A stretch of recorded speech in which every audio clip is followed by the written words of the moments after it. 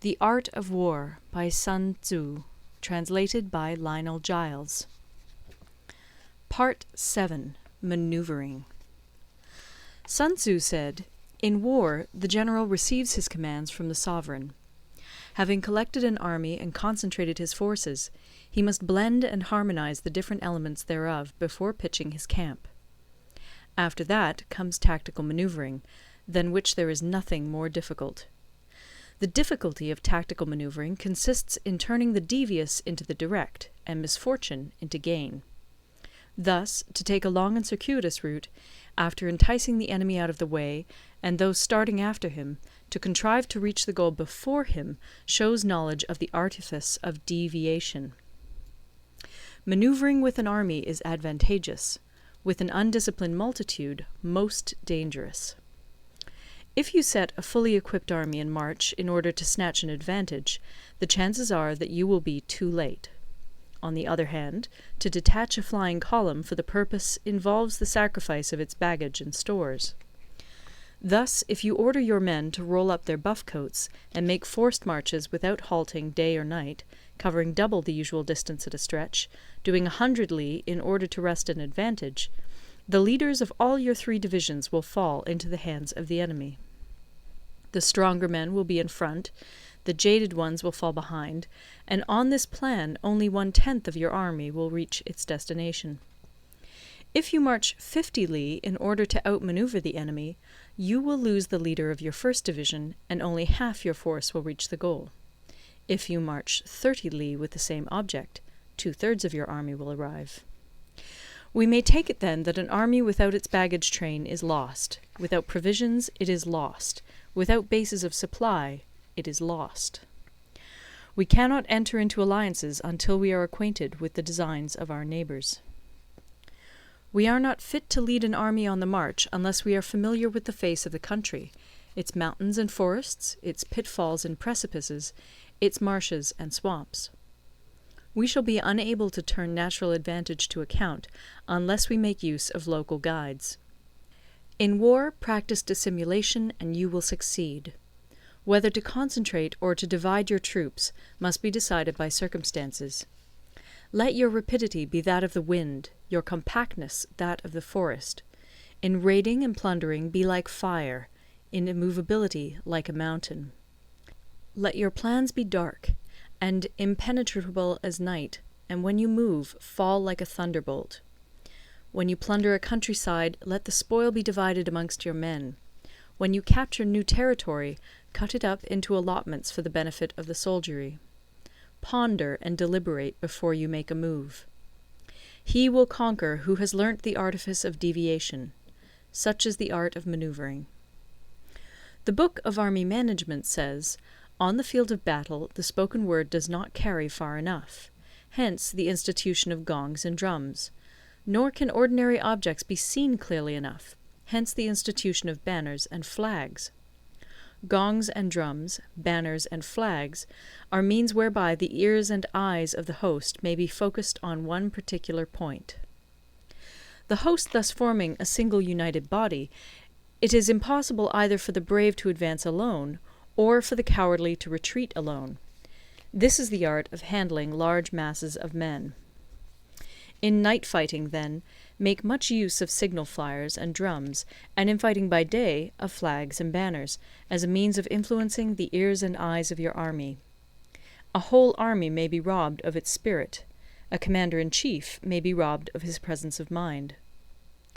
Now, a soldier's spirit is keenest in the morning, by noonday it has begun to flag, and in the evening his mind is bent only on returning to camp. A clever general, therefore, avoids an army when its spirit is keen, but attacks it when it is sluggish and inclined to return. This is the art of studying moods. Disciplined and calm, to await the appearance of disorder and hubbub amongst the enemy. This is the art of retaining self-possession. To be near the goal, while the enemy is still far from it, to wait at ease while the enemy is toiling and struggling, to be well fed while the enemy is famished. This is the art of husbanding one's strength.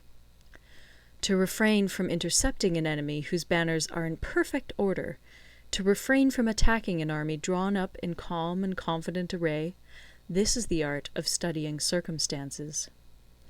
It is a military axiom not to advance uphill against the enemy, nor to oppose him when he comes downhill. Do not pursue an enemy who simulates flight. Do not attack soldiers whose temper is keen. Do not swallow bait offered by the enemy. Do not interfere with an army that is returning home. When you surround an army, leave an outlet free. Do not press a desperate foe too hard. Such is the art of warfare. End of Part 7. Part 8. Variation in Tactics. Sun Tzu said, "In war, the general receives his commands from the sovereign, collects his army, and concentrates his forces. When in difficult country, do not encamp. In country where highroads intersect, join hands with your allies. Do not linger in dangerously isolated positions. In hemmed-in situations, you must resort to stratagem. In desperate position, you must fight. There are roads which must not be followed, armies which must not be attacked, towns which must not be besieged, positions which must not be contested, commands of the sovereign which must not be obeyed." The general who thoroughly understands the advantages that accompany variation of tactics knows how to handle his troops. The general who does not understand these may be well acquainted with the configuration of the country, yet he will not be able to turn his knowledge to practical account. So, the student of war who is unversed in the art of war of varying his plans, even though he be acquainted with the 5 advantages, will fail to make the best use of his men. Hence, in the wise leader's plans, considerations of advantage and of disadvantage will be blended together. If our expectation of advantage be tempered in this way, we may succeed in accomplishing the essential part of our schemes. If, on the other hand, in the midst of difficulties we are always ready to seize an advantage, we may extricate ourselves from misfortune. Reduce the hostile chiefs by inflicting damage on them, and make trouble for them, and keep them constantly engaged. Hold out specious allurements, and make them rush to any given point. The art of war teaches us to rely not on the likelihood of the enemy's not coming, but on our own readiness to receive him, not on the chance of his not attacking, but rather on the fact that we have made our position unassailable. There are 5 dangerous faults which may affect a general. 1. Recklessness, which leads to destruction. 2. Cowardice, which leads to capture. 3. A hasty temper, which can be provoked by insults. 4. A delicacy of honour, which is sensitive to shame.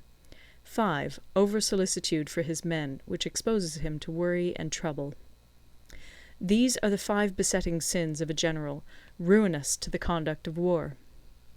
When an army is overthrown and its leader slain, the cause will surely be found among these 5 dangerous faults. Let them be a subject of meditation. End of Part 9.